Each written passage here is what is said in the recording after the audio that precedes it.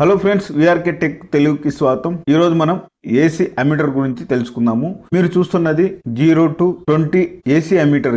ఇది motor heater load current ను తెలుసుకోవడానికి ఉపయోగపడుతుంది. ముందుగా అమీటర్ అంటే తెలుసుకుందాము. అమీటర్ అంటే విద్యుత్ సర్క్యూట్ లో ఆంపియర్ ప్రవాహాన్ని కొలిచే పరికరం. ఇది ఎక్కువగా ఏసీ ప్యానల్స్ లో ఉపయోగిస్తారు.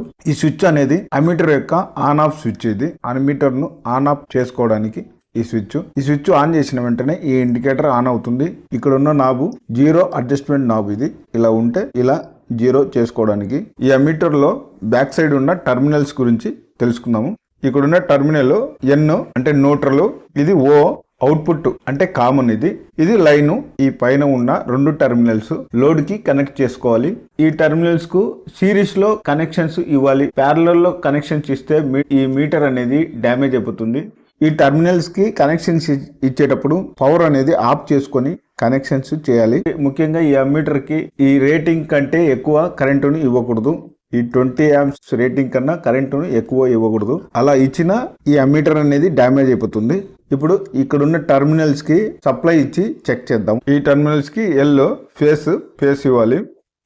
లైన్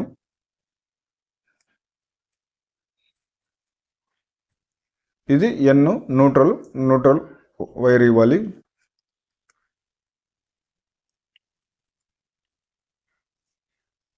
ఇలా ఇచ్చుకోవాలి.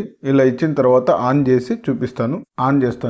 ఆన్ చేసిన వెంటనే ఈ ఇండికేటర్ ఆన్ అవుతుంది. ఈ ఇండికేటర్ తో పాటు ఓ టర్మినల్ అనేది ఆన్ పొజిషన్ లోకి వస్తుంది. ఈ స్విచ్ అనేది ఆఫ్ చేస్తే ఇది ఆఫ్ పొజిషన్ లో ఉంటుంది. ఈ టర్మినల్ ఈ స్విచ్ ఆన్ చేసిన వెంటనే ఈ కామన్ సప్లై అనేది ఒక కంట్రోల్ ని ఆన్ చేస్తుంది. ఆ కంట్రోలర్ హీటర్ ను ఆన్ చేస్తుంది. ఆన్ అయిన తర్వాత హీటర్ కనెక్షన్స్ అనేది ఈ టర్మినల్స్ సిరీస్ లో ఇచ్చుకోవాలి.